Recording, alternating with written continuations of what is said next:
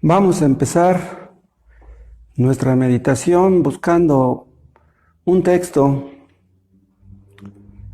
en Primera de Pedro, capítulo 5.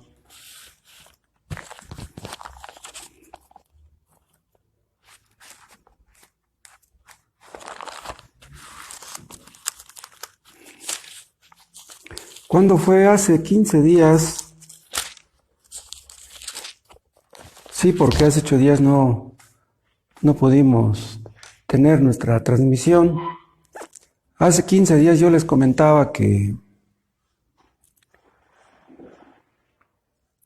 Satanás fue condenado desde el inicio del mundo por lo que hizo. Hay una maldición que pesa sobre él.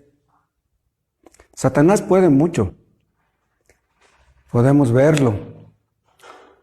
Satanás quiere destruir la obra de Dios, quiere destruir a todos los creyentes, pero no puede.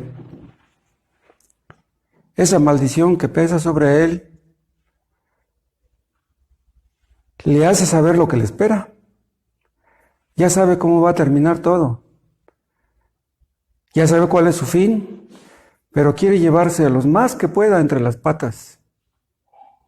Ahí en Primera de Pedro 5:8 dice la palabra de Dios que anda como león rugiente buscando a quien devorar. Nos devoraría a todos si pudiera. Pero él sabe que no puede devorar a todos. ¿Saben ustedes a quién devora Satanás? A quien Dios permite. Él quisiera destruir a todos los creyentes. Odia a Dios y odia a todos los creyentes. Pero su poder está restringido, su poder está limitado. Y solamente hace lo que Dios le permite. Si tienen Primera de Pedro 5:8, dice: sed sobrios y velad, porque vuestro adversario el diablo, como león rugiente, anda alrededor buscando a quien devorar. ¿Cuál es la parte que nos toca a nosotros? Ser sobrios y velar, estar vigilantes, estar atentos, entendiendo que estamos en una guerra y que Satanás hace todo lo posible por derribarnos de nuestra firmeza. Nuestro adversario no es el hombre, nuestro adversario es el diablo. Cuando Cristo vino al mundo, ató al hombre fuerte armado. ¿Saben ustedes quién es ese hombre fuerte armado? Es Satanás. Satanás es muy fuerte y está armado. Pero Cristo le venció en la cruz. Entonces, al morir Cristo en la cruz, le puso limitaciones de las cuales no puede pasar. Y es por eso que ahora son tantas las personas que son salvas. Antes de Cristo, los que eran salvos eran muy pocos. Pero de Cristo para acá, los salvos son muchísimos. Millones y millones de personas han sido salvas a través de la historia, porque Cristo está por encima de Satanás. Pero no vayan ustedes a pensar que eso ocurrió de Cristo para acá. No, en realidad Satanás tiene limitaciones incluso antes de Cristo. Por ejemplo, Satanás quería destruir a Job. Le pidió permiso, pero Satanás le dijo: tú puedes hacerle esto y aquello, pero no puedes quitarle la vida. Entonces Satanás está limitado tanto en el Antiguo como en el Nuevo Testamento. Satanás odia a todos los cristianos y a la raza humana en general. ¿Saben ustedes por qué? Porque para los hombres hay salvación, para los hombres hay esperanza, pero para él no. Satanás ya sabe lo que es el cielo porque él estuvo allá y no puede regresar. Entonces odia que los seres humanos tengan la posibilidad de ir al cielo. y por eso hace todo lo posible por destruirlos. Satanás quería quitarle la vida a Job, pero Dios no lo dejó. ¿Saben también a quién quería quitarle la vida a Satanás? A Pedro. Le pidió permiso a Cristo de zarandear a Pedro, y Cristo le dio el permiso. Pero él no estaba conforme con una zarandeada. Satanás quería matar a Pedro. Pero en medio de la zarandeada, Cristo intercedía por Pedro, entonces no era posible que Satanás le pudiera quitar la vida a Pedro. ¿Saben también a quién quería quitarle la vida a Satanás? A David. ¿Cuánto hizo por destruir a David?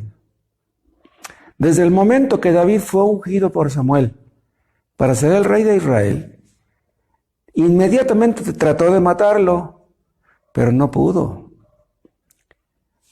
Saúl tenía miles de guerreros de élite a su servicio y lo andaban buscando por los montes y por las cuevas, pero Jehová no lo entregó en sus manos. Era imposible que Saúl pudiera matar a David porque Dios estaba con David, pero no con Saúl. Vean ustedes cómo Satanás siempre quiere hacer de las suyas, pero no va más allá de lo que Dios permite. Satanás siempre ha tratado de destruir la obra de Dios. Cuando Cristo nació, Satanás quiso impedir que Cristo naciera, que Cristo creciera. Cuando le dijeron los magos que habían llegado a Jerusalén buscando al rey de los judíos que había nacido, ¿se acuerdan lo que pasó? Satanás mandó matar a todos los bebés que había en ese tiempo por ahí. Trató de matar al niño Jesús y luego trató de matarlo cuando la tentación en el desierto.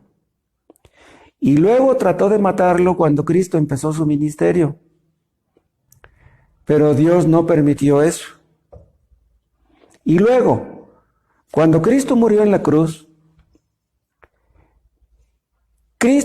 Satanás trató de impedir que Cristo muriera en la cruz. Él no sabía, Satanás, no sabía exactamente qué es lo que la cruz lograría. Pero él sospechaba, tal vez, que allí había peligro para él y trató de impedir que Cristo muriera en la cruz.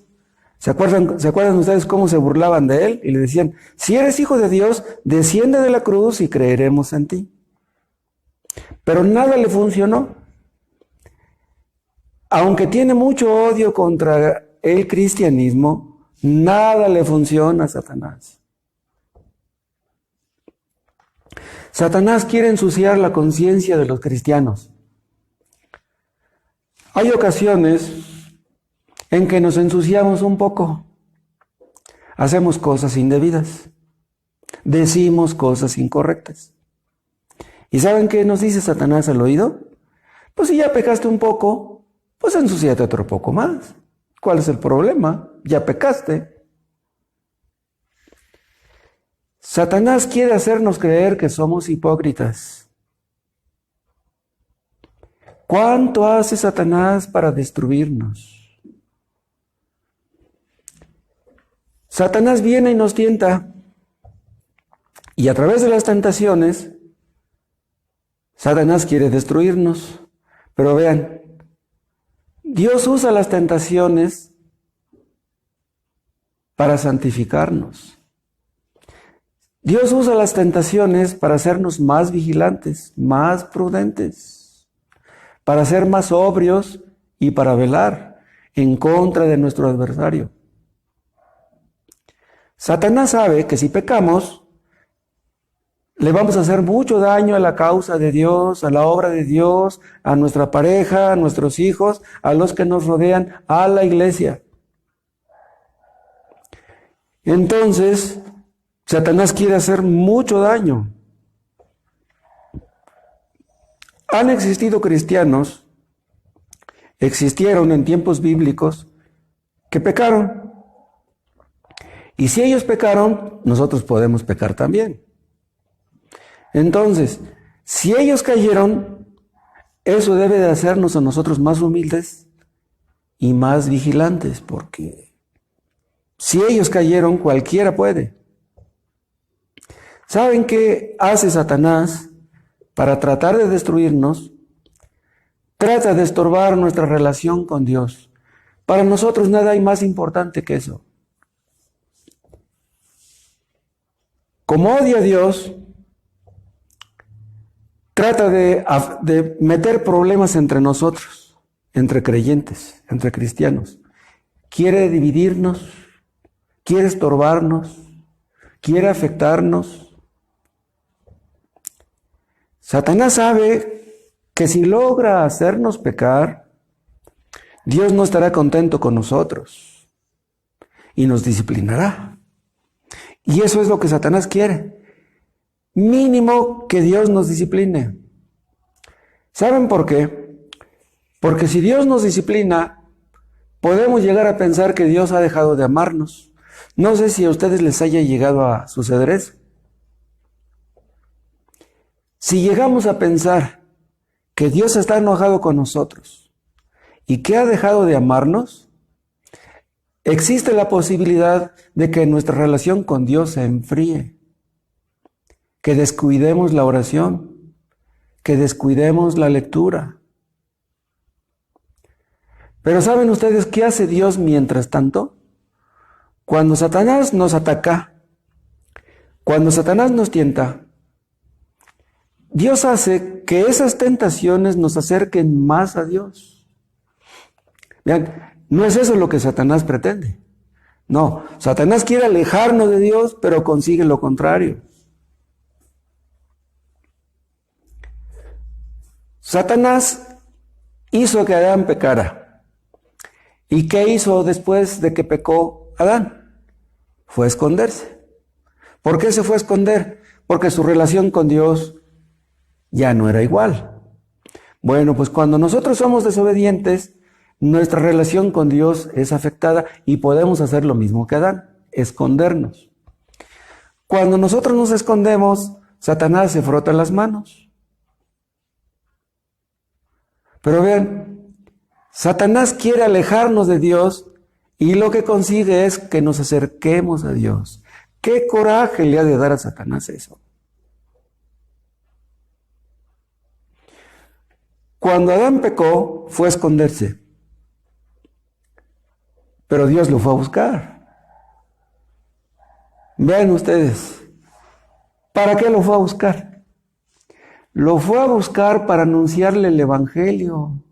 ¡Wow! Adán no estaba buscando a Dios cuando Dios le anunció el Evangelio. Dios lo fue a buscar para anunciárselo. Adán pecó y Satanás pensó que había tomado por sorpresa a Dios. Pero no le funcionó, porque como les dije, a Satanás nada le funciona. Cuando Adán se fue a esconder, Satanás estaba muy contento. Pensó que ya lo había echado a perder todo, que ya no habría posibilidad de arreglar las cosas. Pero a partir de ahí, a partir del pecado de Adán, empezó a desarrollarse en la historia el camino para que el Mesías viniera al mundo. Vean ustedes cómo Satanás nada le funciona.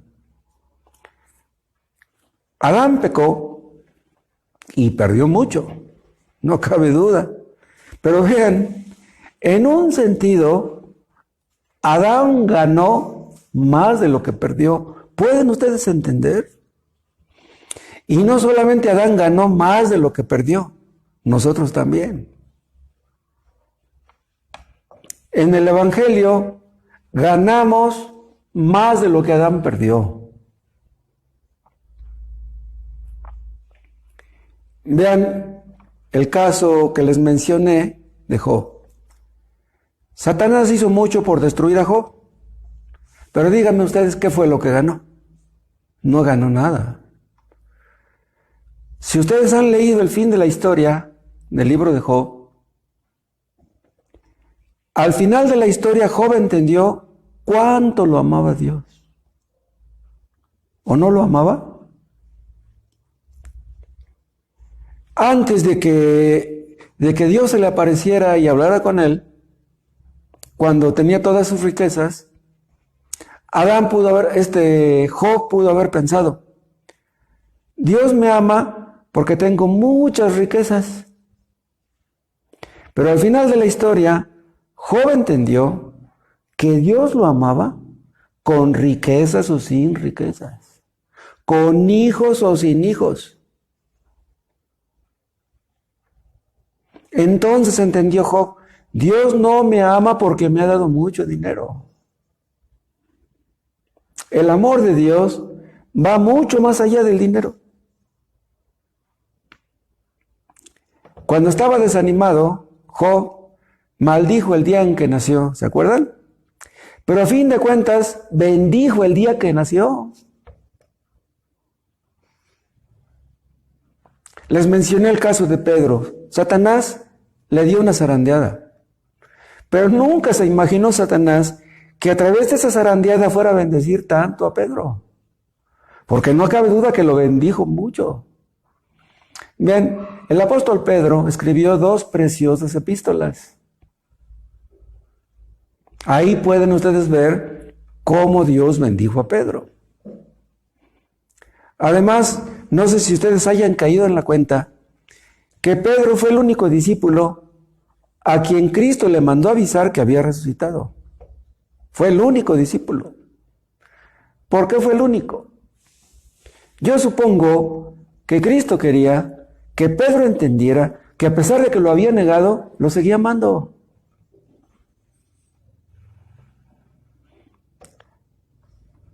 Después de su negación, ¿se acuerdan ustedes que Pedro lloró amargamente?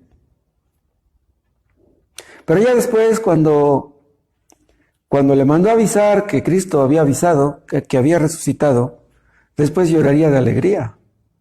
Primero lloró amargamente y luego lloró de alegría. Dios no consiente el pecado de sus hijos, pero tiene compasión de sus debilidades. Hermanos, ¿piensan ustedes que por sus debilidades Cristo no los ama? ¡Ay de nosotros! Si Cristo dejara de amarnos por nuestras debilidades. Todos los creyentes lloramos amargamente por nuestros pecados. Si ustedes no lloran amargamente por sus pecados, ustedes no son creyentes. Yo les pregunto, ¿lloran ustedes por sus pecados? ¿O lloran ustedes porque no tienen dinero? ¿O lloran ustedes porque están enfermos? ¿O lloran ustedes porque no tienen pareja? ¿O porque no tienen hijos? Todos los creyentes que lloran amargamente conocen las consolaciones del Espíritu Santo. No es bueno que pequemos, no debemos pecar. Pero es bueno que Dios nos consuele por medio de su Espíritu Santo después que pecamos y lloramos amargamente. ¿Qué coraje le ha de dar a Satanás eso? Que el Espíritu Santo sea nuestro consolador.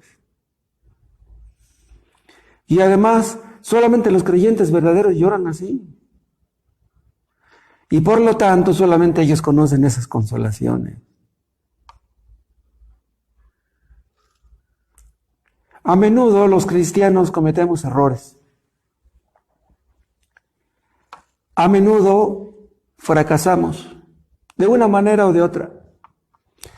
Pero ¿saben qué hace Dios con nuestros fracasos? Cuando las cosas nos salen mal, que Dios fortalece nuestra fe por medio de eso. Cuando las cosas nos salen mal, cuando no consultamos con Dios, cuando tomamos decisiones equivocadas, luego lo lamentamos.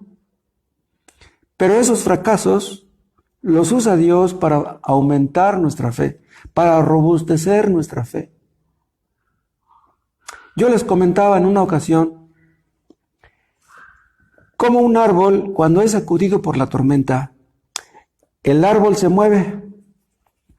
Pero cuando el árbol se mueve desde sus raíces, lo que logra es que sus raíces se profundizan más. Entonces, al árbol le conviene la tormenta, porque sus raíces se profundizan. Entonces, vean lo que hacen las pruebas. Vean ustedes lo que hacen las tentaciones. Las tentaciones nos sacuden, pero nos agarramos de Cristo. Y eso no le gusta a Satanás. Satanás quisiera que nos agarráramos de Él, que confiáramos en Él, pero lo que consigue es que nos agarremos de Cristo. Vean ustedes cómo las pruebas demuestran, revelan la condición del corazón del hombre. ¿Cómo reaccionan ustedes cuando son tentados? En medio de la tentación, en medio de la prueba, la fe falsa es puesta al descubierto. Pero los creyentes verdaderos, los que tienen la fe verdadera, ahí es donde se dan cuenta de que su fe es verdadera. Los hipócritas, ¿qué hacen? Pues ya pequé, pues ya me ensucié. Bueno, pues ¿qué más da? Y se desaniman, y muchos se desaniman a tal punto que se van de la iglesia. Se desaniman y se marchan y ya no regresan. La prueba fue demasiado fuerte para ellos. No pudieron vencer. Pero ¿saben qué hace la fe verdadera? Que aunque tú llegues a caer, te levantas y sigues tu camino. Un creyente puede estar muy desanimado. Puede llegar a sentirse como en el suelo, pero se va a levantar y seguirá su camino. ¿Saben ustedes qué es lo que hace la tentación? Es lo que hace el fuego con el oro. ¿Para qué meten al oro bajo el fuego? Para probarlo, para probar si es oro, para purificarlo. Entonces las pruebas que hacen nos purifican, nos perfeccionan. Y eso no le gusta a Satanás. La tentación manifiesta la escoria que hay en nosotros. Nos damos cuenta de cuánto pecado hay en nosotros. Un cristiano se supone que quiere mortificar su pecado. Y no solamente quiere hacerlo, sino que lo hace. Si tú no mortificas tu pecado, ¿eres creyente? Dios usa la tentación para aumentar nuestra fe. La tentación tiene dos fuentes. Por una parte Satanás y por otra parte Dios. A través de la tentación Satanás quiere destruirnos. A través de la tentación Dios quiere purificarnos. La tentación nos acerca a Cristo. ¿Y qué pasa cuando nos agarramos de Cristo y nos sostiene y su Espíritu Santo nos consuela? ¿Qué es lo que hace? Que nuestro amor por Cristo crece. Nuestra valoración, nuestra apreciación. Vemos a Cristo como lo precioso que es. ¿A dónde iremos, hermanos? Díganme.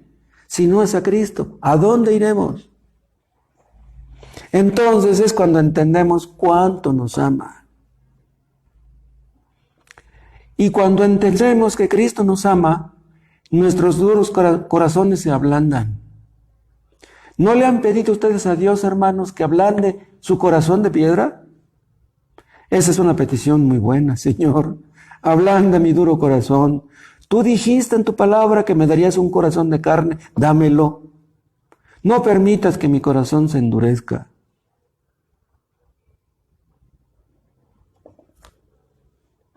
Satanás quiere impedir que amemos a Cristo. Pero con sus tentaciones, eso es lo que consigue. Que amemos más a Cristo. ¿Entienden ustedes, hermanos, por qué Dios permite que seamos tentados? Dios controla a Satanás para nuestro beneficio. Solamente los cristianos son beneficiados por medio de las tentaciones. Dios no va a permitir, hermanos, que Satanás nos haga daño.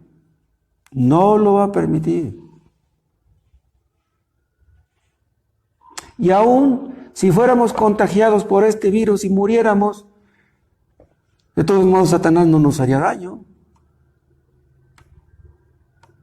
Si llegáramos a morir, hermanos, y llegáramos al cielo, entonces ese amor de Cristo lo veríamos claramente, lo veríamos eternamente. Nada se opondría entre Dios y nosotros. Cuando estemos en el cielo, hermanos, vamos a admirar a Dios por su sabiduría, por su gracia, por su amor, por su bondad, por su fidelidad, por su misericordia. Entonces, déjenme decirles, el duelo no es entre Satanás y nosotros. El duelo es entre Satanás y Cristo. Y ya sabemos quién va a ganar.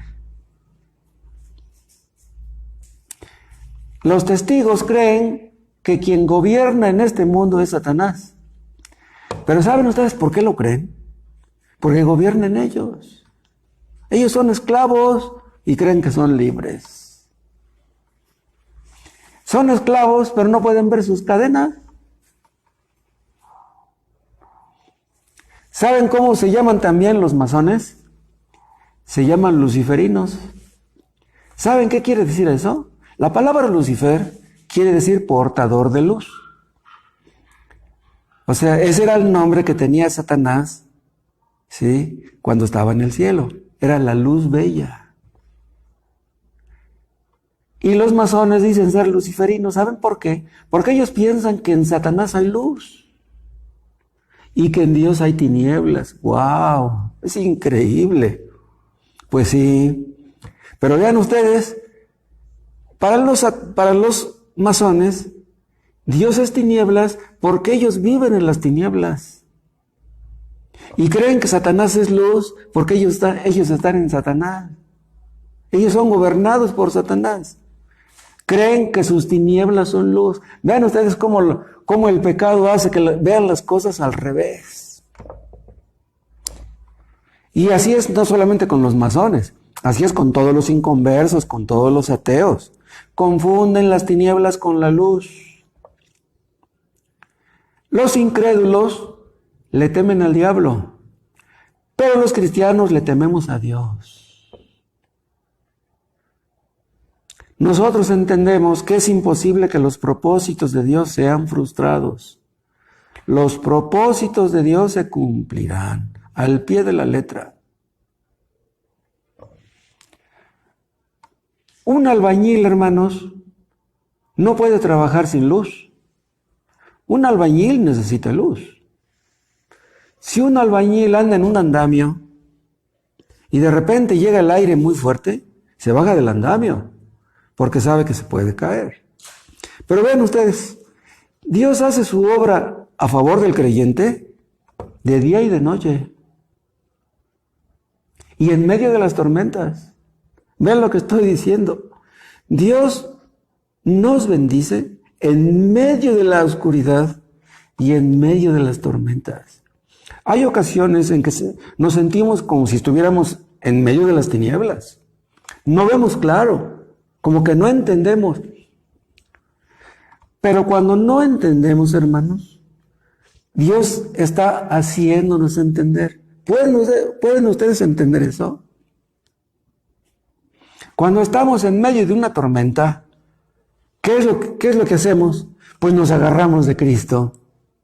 Vean ustedes cómo Dios nos está bendiciendo en medio de la tormenta. Ese es el misterio de la providencia. Es un misterio para todos los inconversos, pero para los creyentes no. Dios usa su providencia para bendecirnos, la aflicción, la enfermedad, las necesidades económicas, la muerte de un ser querido. Dios usa su providencia para bendecirnos. Los inconversos no entienden por qué les pasa lo que les pasa. ¿Cuántas personas estarán contagiadas por el COVID-19 ahora? Y dicen, ¿y por qué me pasó esto a mí? ¿Y por qué contagié a mi papá y se murió? ¿Y por qué contagié a mi mamá y se murió? ¿Y por qué tuve que perder mi trabajo? Ellos no entienden, pero los creyentes entendemos. Los creyentes podemos entender lo que los inconversos no entienden. ¿Qué sacará Dios, hermanos, del COVID-19? ¿Quieren que les diga algo? Yo creo que el COVID-19 es una obra maestra de Dios. Dios está haciendo grandes cosas en el mundo a través de este virus.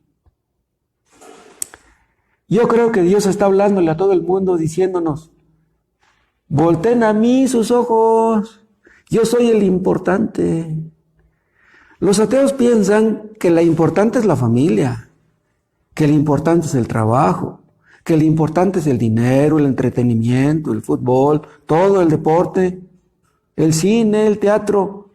El importante es Dios, hermanos. Dios a través del virus nos está gritando a todos, miren, el importante soy yo. Dicen algunos que el cristianismo ha dejado de existir.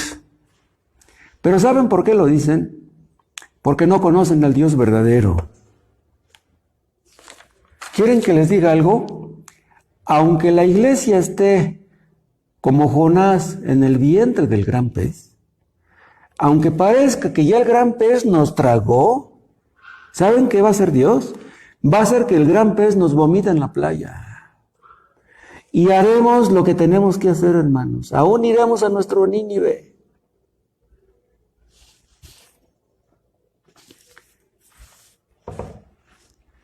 Cristo dijo que Lázaro dormía cuando le dijeron que estaba muerto.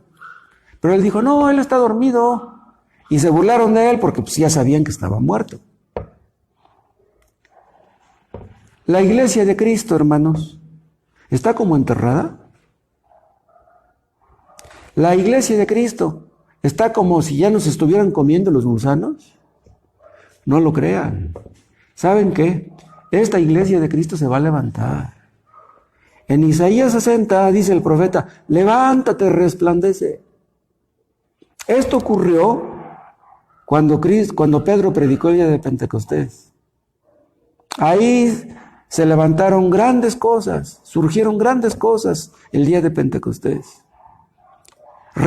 La iglesia primitiva revolucionó al mundo. Pues esa misma iglesia de Cristo se va a levantar otra vez. Y veremos grandes cosas, hermanos. Ahorita, Satanás ha de pensar que la iglesia de Dios está destruida. Esos cristianos están encerrados, están en una cueva, están destruidos, son unos inútiles. Pero no lo crean, hermanos. Esta es la iglesia de Cristo, es la obra de Cristo, es la causa de Cristo.